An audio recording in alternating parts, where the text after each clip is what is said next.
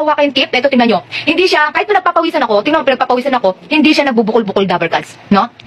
Hindi siya nagmumukha, itong mukha ko, bukol-bukol na talaga. Pero yung cream, hindi siya nagbubukol-bukol, kahit pinagpapawisan ako, tingnan mo, pinagpapawisan ako.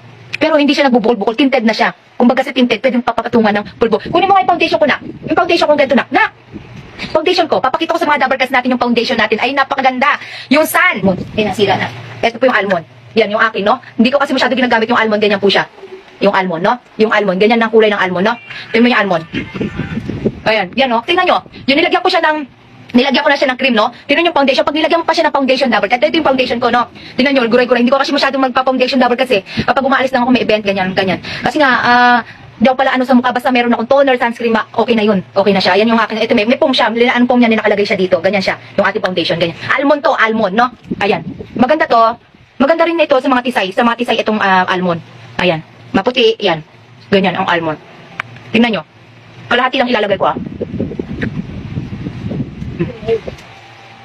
O, tingnan nyo. Ano yung kagandahan ng may foundation na may Glutacream?